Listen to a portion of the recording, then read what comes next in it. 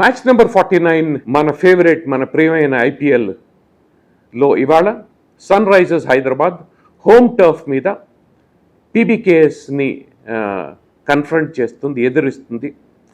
And important match in the context ఏంటంటే రెండు teams కొద్దిగా ఈ మధ్యన స్లిప్ అయ్యాయి. టాప్ 4లో ఉన్నంత మాత్రం వాళ్ళకి ఈ రెండు టీమ్స్కి టాప్ 4కి గ్యారంటీ లేదు నెక్స్ట్ స్టేజ్కి పెడతారని. So very very important match home turf మీద.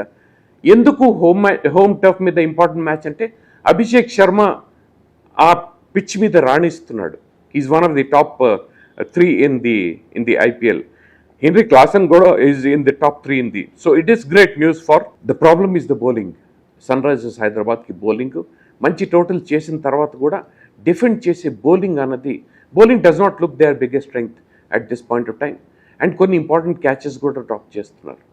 It's a very very important match for the openers. Ishant Kishan కొద్దిగా డిసప్పాయింట్ చేశాడు, లాస్ట్ ఫ్యూ మ్యాచెస్లో రన్స్ ఎక్కువ చేయలేదు. It is very important for Ishant Kishan to score. Captain perform చేస్తే టీంలో vibes, టీంలో body language కంప్లీట్గా మారిపోతుంది.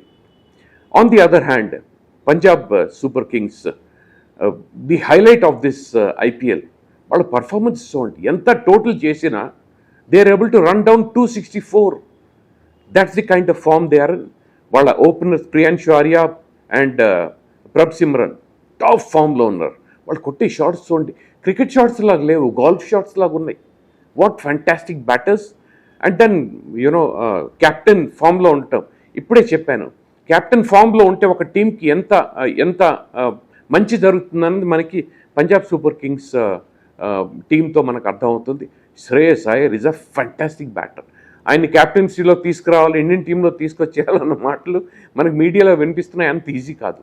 IPL is not international cricket, but IPL is very close to international cricket. ఆ మాటలో తప్పేం లేదు, కానీ శ్రేయస్ అయ్యర్ టీంలోకి వస్తాడని నేను అనుకోవట్లేదు. Also because is above 30. I think that's what is going to go against him. So already team perform చేసింది కాబట్టి, national team T20 world cup గెలిచింది కాబట్టి I don't see Shreyas Iyer coming back. ఎందుకంటే is one skilled player, multi skilled players కావాలి మనకి. He can't bowl, so that's a problem. క్యాప్టెన్సీలో మనకి మార్పులు డెఫినెట్గా Shreyas Iyer won't be made the captain.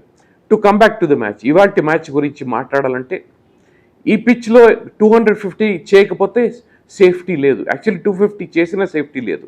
But ఏంటంటే పర్టికులర్గా SRHకి బౌలింగ్ వాళ్ళ స్ట్రెంగ్త్ కాదు కాబట్టి అట్లీస్ట్ 265, 270 చేస్తే SRHకి గెలిచే అవకాశాలు ఉన్నాయి.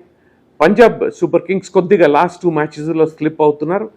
ఈ రెండు టీమ్స్ కొద్దిగా కేర్ఫుల్గా ఉండాలి. ఎందుకంటే ఇంకొక మ్యాచ్, 2 మ్యాచ్లు స్లిప్ అయ్యారంటే కనుక 5th, 6th పొజిషన్లో ఉన్న Gujarat titans, Chennai super kings లాంటి టీమ్స్ అవకాశాలు ఇచ్చే ఛాన్సెస్ ఉన్నాయి.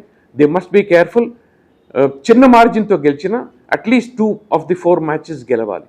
లేకపోతే కనుక రెండు టీమ్స్కి చాలా ప్రాబ్లమ్స్ క్రియేట్ అవుతాయి. It's going to be a humdinger of a match. Rendu top batting teams in this IPL. Rendu teams lo actually the bowling of Punjab is better. Arshdeep is one of their highlights. But enante both teams are slightly evenly matched. Although Punjab Super Kings bowling attack ki slight edge undi. Rendu teams ki oka problem clear ga kanipistundi ante they are not the best fielding sides in this tournament. And ఇప్పుడు జరిగే matches, important matches, play ఆఫ్స్లో fielding సరిగ్గా చేయకపోతే చాలా problems create అవుతాయి. And look forward to joining you after the match for the review of the match. చాలా చాలా ధీటంగా పోటీ ఉంటుంది ఈ మ్యాచ్లో. చాలా అద్భుతమైన పోటీ ఉంటుంది, చాలా పెద్ద టోటల్ ఉంటుంది, చాలా 4 6s ఉంటాయి. And then enjoy the match and we will be back with you review చేయడానికి. ఆ మ్యాచ్ నెంబర్ 49 రివ్యూ చేయడానికి మళ్ళీ కలుస్తాం. Thank you for your time and thank you for watching.